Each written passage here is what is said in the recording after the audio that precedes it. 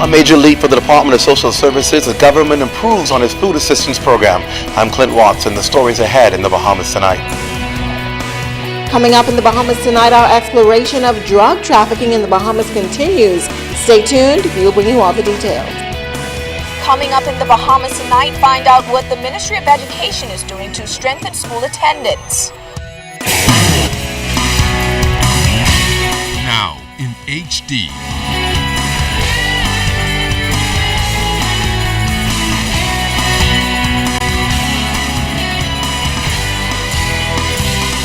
ZNS Network presents The Bahamas Tonight.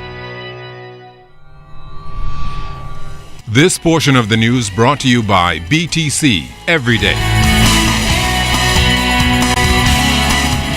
Prime Minister Christie announcing a major forward step in the modernization of social services with the introduction of a prepaid visa for the food assistance program. Good evening, everyone. I'm Keisha Latterly. And I'm Chris Saunders. Thank you so much for joining us. The program is a partnership between the government and the Bank of the Bahamas and has the capacity to revolutionize a much-needed program during tough economic times. And as Clint Watson tells us tonight, Prime Minister Christie says this is important, especially with the implementation of value-added tax.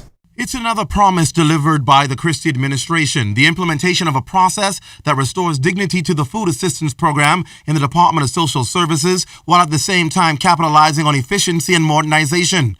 Prime Minister the Right Honorable Christie on hand at the first social services training program for the new Visa Debit Food Assistance Program.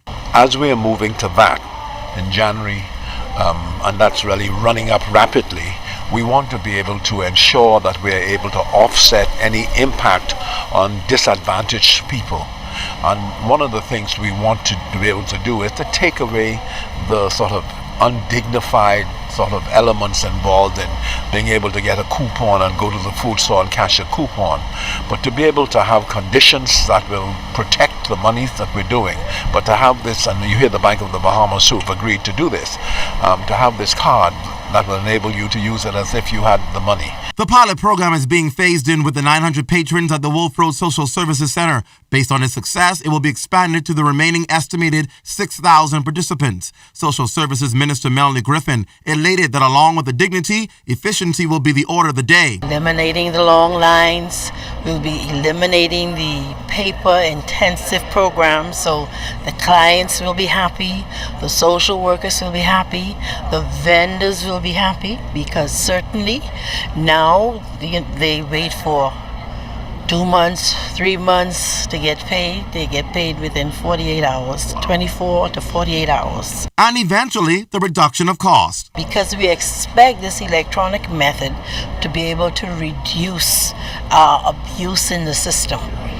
So that is really, really important for us. So I'm hoping we'll see a reduction in the level of funding we have to put into food assistance, because we believe we'll be able to close out a lot of the abuse in the system. The Bank of the Bahamas is partnering with the government to operate the Visa debit card. Deputy Managing Director Renee Davis says the card really belongs to social services and their role is strictly to negotiate the transactions. She outlined stipulations, something Deputy Director of Social Services Kim Sawyer says they'll ensure is followed to the T. The cards have a number of restrictions. The cards can only be used in the Commonwealth of the Bahamas. There is no ATM access for these cards. The cards are restricted to food stores only. So if an individual tries or attempts to use a card for anything other than food, the card will be declined. They'll be able to use the card at whatever store they want to. They don't have to use the card use the funds all at one time.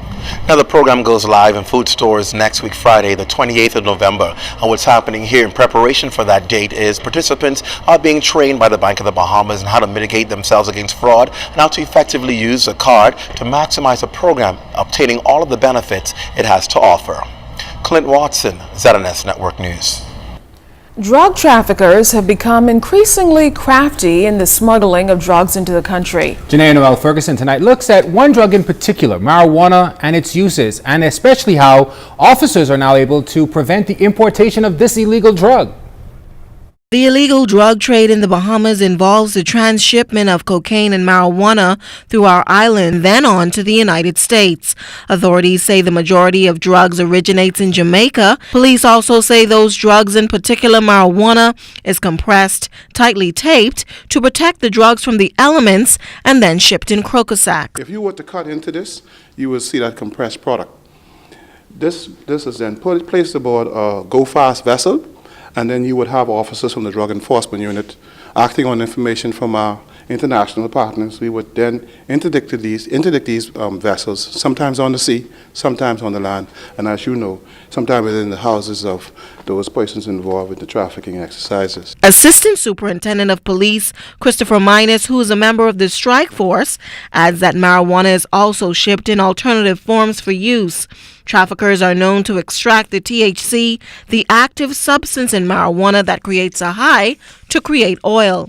This is a very concentrated form of THC, and how this is used is they would get a regular cigarette, and they would get this hashish oil and lace the cigarette, and when they smoke it, they get even a higher concentration of THC within their bodies from the hashish oil. For the hashish oil, it's the more high-end users, like this would be more expensive. Yeah, more affluent persons, yes. And then for the leafy product, it'll just be the regular persons on the street. There's also been modern advances in growing marijuana. This is called hydroponic.